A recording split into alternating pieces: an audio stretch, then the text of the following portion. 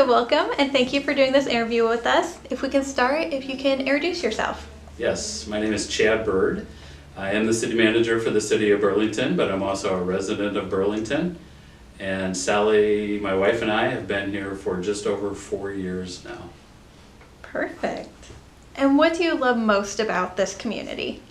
One thing that attracted me to Burlington as I looked at the position, and of course it's my job, it's the position that brought me to Burlington, but incidentally, we had traveled to Burlington probably 25 years ago to see a show, and we remembered that kind of coming into town.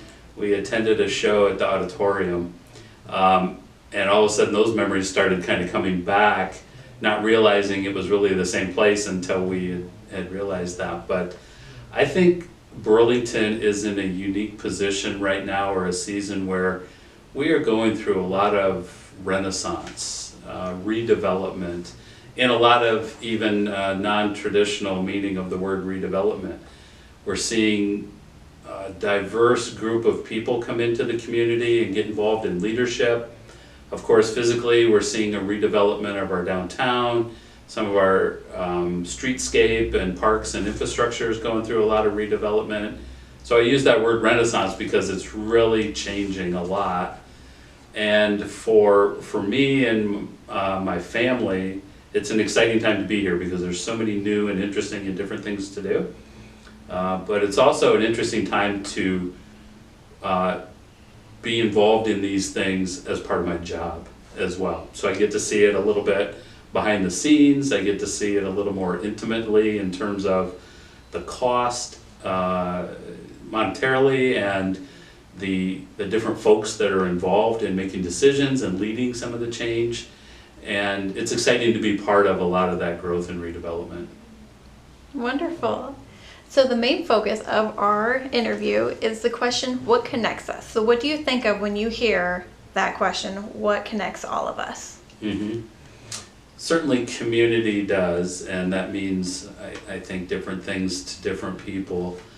Some of the groups and organizations that I'm a part of, that connection can be focused in the downtown. We have a very vibrant downtown through just the events and activities that our downtown groups put together, like the farmers market. That's a way that we're connected. It brings people to downtown to experience downtown, but in a way that maybe they wouldn't otherwise. Certainly a lot of people come down and they might do some shopping, or they might have a professional services appointment or something like that, but the farmers market is a whole different way, or any of the other events or activities. But then I think about some of the ways that we connect through our parks or our natural resources like the river, the riverfront, and using trails, some of our playgrounds. We're all connected those ways too. And that's really part of the larger community of Greater Burlington. Burlington, West Burlington, and Des Moines County, we're connecting through those amenities and those quality of life initiatives. How do you experience connection in your daily life? I think I experience connection in a lot of different ways. Again, I'll kind of tie it back to my position, but there's some personal things too. As city manager, I connect in lots of different ways through either economic development and working with business owners that want to bring their businesses to Burlington, or maybe there's a current business that wants to expand. And so I make connections with those private sector leaders that they're looking for quality of life issues for their employees or their employees' families. What's going to attract employees? Or maybe they need housing to grow their employee base. So I make lots of connections in the private sector that way. Also working with with the city or within the city, working with our departments that serve the city. Our police department, our fire department, the library, parks department.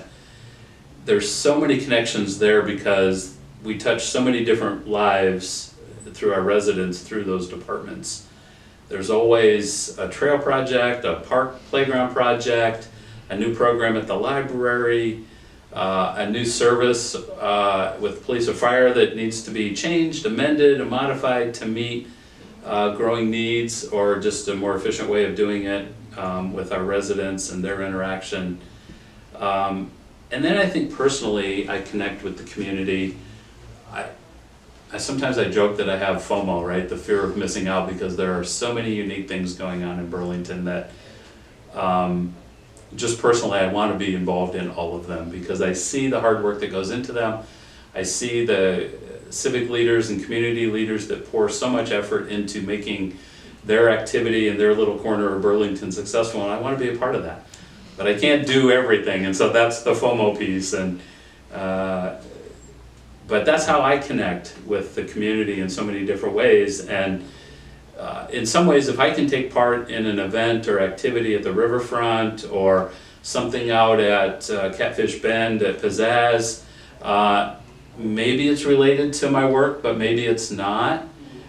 But I get to take advantage of those things that help bind us as a community, because there's so many different activities and things going on that aren't necessarily all related. It's nice we live in a community where you can have FOMO. There is so Yes. much going on. There is. It's just every weekend, right? Mm-hmm. Usually pretty much starts on Thursday, sometimes on Wednesday, runs all the way through Sunday, and so you gotta pick which nights am I gonna go to this thing or that thing, so. Mm-hmm. Can you share a specific moment when you felt deeply connected to someone or something? And as I was reading the questions, this is the one that's it's tough to think about. I will go back to my early professional development, I think, and think about a supervisor that I had that really was a good mentor for me, and that wasn't in Burlington, that was in another city. But this person cared deeply for his employees and really walked alongside them in terms of trying to mentor them in illustrating the things that he was doing to be a leader and why he was doing them, and then trying to impart those skills on, I was one of his department heads then, if you will, to really kind of mirror those same skills and leadership qualities that he had. And he would allow us to misstep or to, experience something on our own that wasn't a success, but then he really did follow up and work with us and say, well, this might have been a better way to do it, or this is maybe what I would have done. And so I think back on Dale, was his name, and the way that he mentored and guided me is a deep connection. And I know for a long time I thought, I want to be a manager and I want to be like him, right? Not in city management, but it was actually in sports field, sports marketing and management at the time. And I knew for a long time after we separated that I wanted to be like him and what he did. What role do diversity and inclusion play in fostering connections? I think, our differences in a lot of ways bring us together.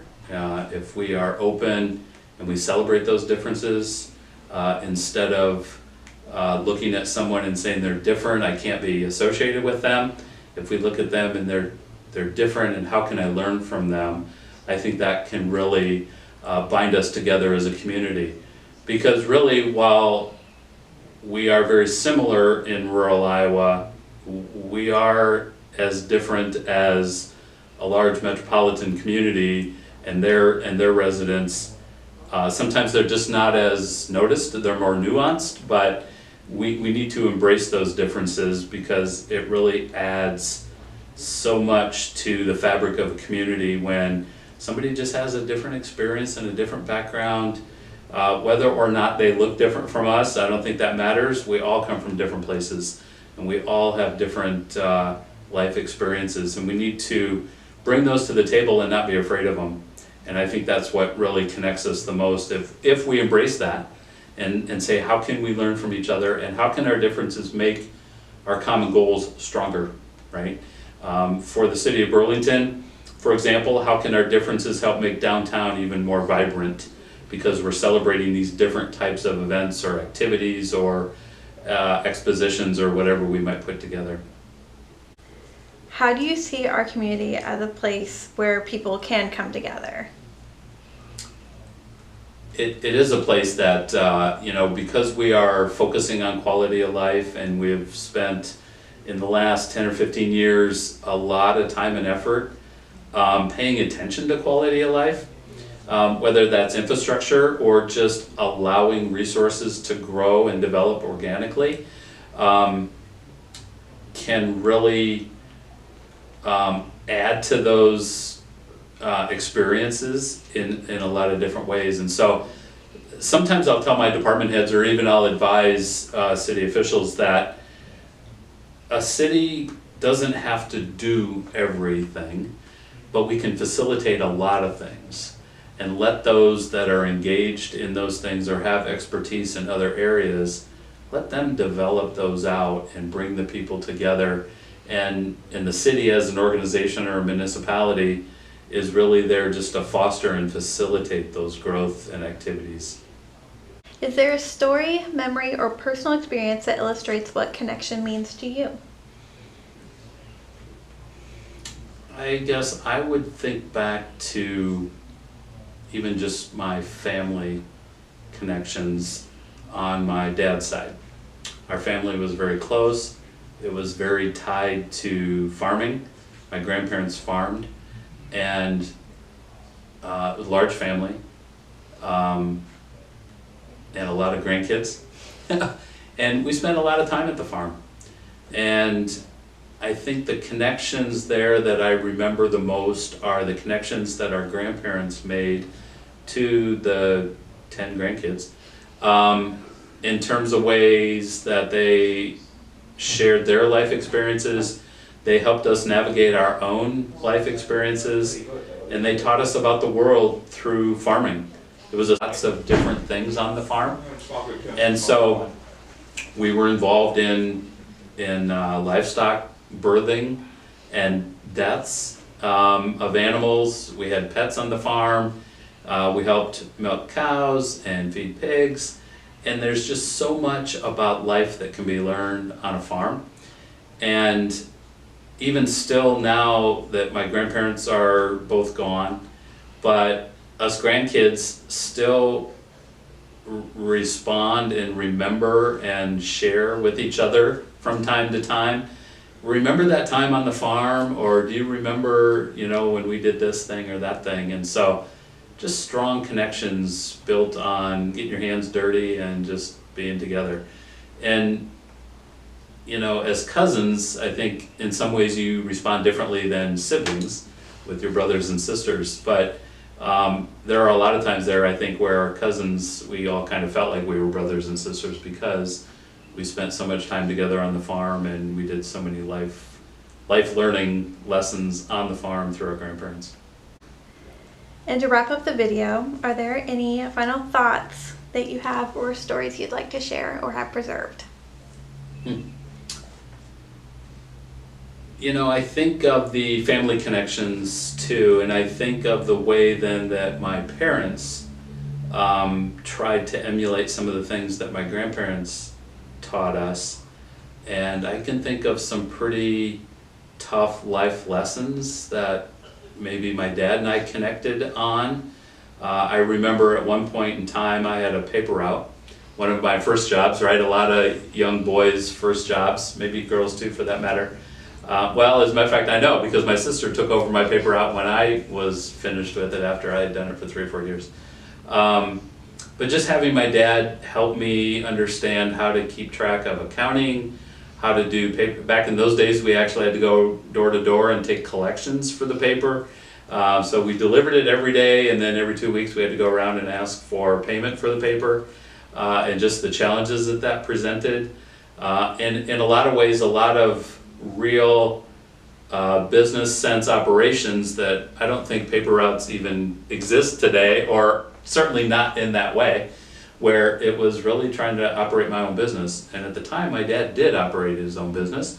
And so he would kind of mentor me and guide me through what it means to do collections and how to handle money, and then you had to pay the paper company for the papers that they sold you, and that type of thing, and just a lot of tough lessons, just kind of working through that.